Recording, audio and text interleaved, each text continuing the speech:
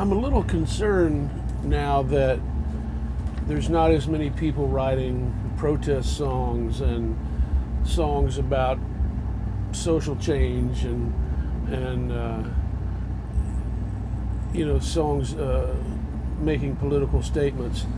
It seems to me that this is one of the first times in my lifetime that there's not a lot of that going on, even though we have as many, if not more, problems than we've always had, in war and famine and everything. But still, maybe it's because I live in America, and Americans tend to ignore global problems and think about their own little small problems, But I think music always makes a change, and historically, if you go back, wartime has always produced more music than peacetime, and but now that's not the case. Now we're at war, but people are writing songs as if we're not at war, and I think ignoring everything that's going on is just kind of trapping ourselves in a bubble, and I think it's not up to musicians, but it is in some ways. Somebody's got to make the first step. We're given a voice, and so why not use it? Or even a stronger statement would be, you're given a voice, it's your responsibility to use it.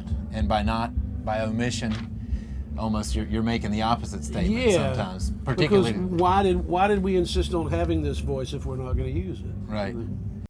Well, I was a product of the 60s, and I was born in 1960. So a lot of the music over the next 15 years came about from the civil rights movement, from Vietnam, from all these heavy things that were going on, So even as a kid, I was exposed to songs that had a lot more meaning than just writing another love song. Right. And so growing up, whether it's Marvin Gaye or Sly Stone or Stevie Wonder, or obviously people like Bob Dylan, even people like John Fogerty were making political statements back then, and he was considered mainstream. Right. To make a political statement now, you're on the fringe, but in the late 60s and early 70s, it was kind of expected, and I think it should be more expected now. River's Gonna Rise I wrote when the uprisings in Northern Africa first started happening, and it was written as a protest song, even though it's under the guise of soul music. But hey, that's what a lot of great music was. Marvin Gaye would write what's going on and inner city blues and stuff like that, and you're singing along, not really realizing, there's a message here.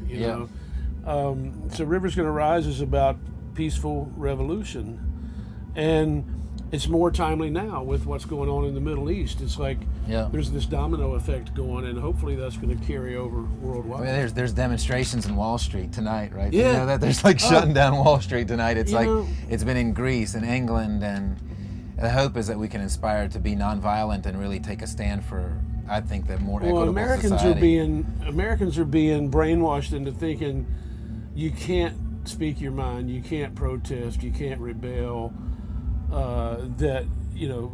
It's the whole fear-mongering thing that's been going on for quite a while now. But it's ironic because that's kind of the opposite of what America's supposed to be, right? We're supposed to be the land of the free, as long as you don't say anything bad about the status quo. Yeah. I've been working with Habitat for Humanity for well over a decade now, and the thing that I really dig about Habitat is that you see where the money's going. We see all the houses we're building. A lot of charities, you just sit back and wonder and hope that the money's going where it's supposed to be. But with Habitat, every year we go back and there's several more houses that we built. It's awesome. Anytime you're singing a song with a message, X amount of the crowd is going to tune into the message. Now, X amount of the crowd's not going to tune into the message, but that's just the way it is. I remember singing Working Class Hero in Central Park, not too far from Strawberry Fields, and the crowd connected with it. They knew that there was a reason that I was singing that song, and obviously a reason that song was written in the first place. And you know, it's up to us to keep that stuff alive. You know?